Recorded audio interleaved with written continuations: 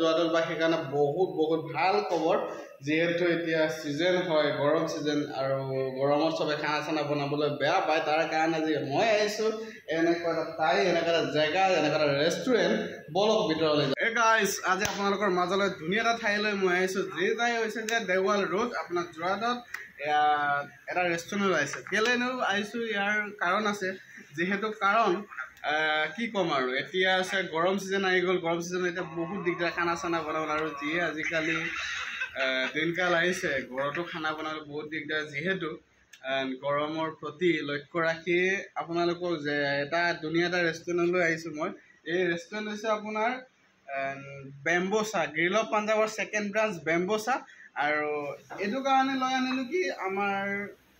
কেবি ৰোড এটা ডাঙৰ ব্ৰাঞ্চ আছে গ্ৰিল অফ পাঞ্জাৱ এয়া হৈছে যে ছেকেণ্ড ব্ৰাঞ্চ আৰু আপোনালোকক মই এবাৰ দেখুৱাই বহুত জনাবলৈ পাই বহুত সুখী যিহেতু যোৰহাটবাসী ৰাইজৰ কাৰণে তাকে কেলেনো এনেকুৱা এটা ৰেষ্টুৰেণ্টত আপোনালোকে চব পোৱা যাব যিহেতু আছামিজ থালি ইণ্ডিয়ান তন্দুৰ চাইনিজ গোটেইকেইটা পোৱা যাব আপোনাৰ যি মৰ্জি এইটোৱে অৰ্ডাৰ দি পেলাই খাব পাৰিব আৰু এইটোৱে আপোনালোকে এনজয় কৰিব পাৰিব যিহেতু ইয়াত আপোনালোকে ভাবে যদি যে মই কিবা এটা পাৰ্টি কৰিম ভালেমান পাৰ্টি তো মেক্সিমাম ইয়াত আপোনাৰ কেপাচিটি আছে মেক্সিমাম 60 মানুহটো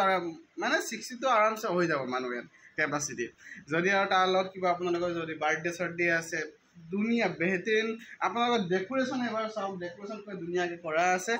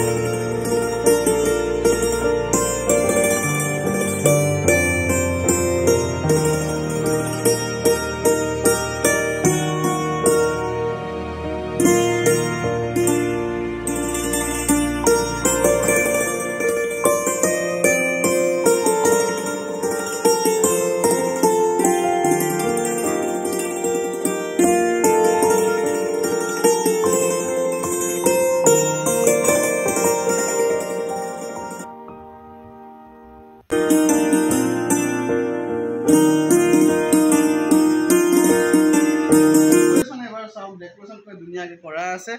বহলে নাথাকো আৰু আপোনালোকে আহক এবাৰ ভিজিট কৰক খানাটোক চাওক আৰু মই আপোনালোকৰ লোকেশ্যন দি দিম আৰু মই ফটো মাৰি পেলাই আপোনালোকক মই মেনু দি দিম আপোনালোকে অ'কে বাই বাই নেক্সট এটা ভিডিঅ'লৈ আপোনালোকে চিয়'ৰ ৰেডি হৈ থাকিব আৰু ভিডিঅ'টো যদি আপোনালোকে কিবা এটা মেছেজ পাইছোঁ যদি আৰু বাদ দে ছাবস্ক্ৰাইব কৰিলে কৰিব নকৰিলে নাই হয় নাই তথাপিতো কৰি দিবি আৰু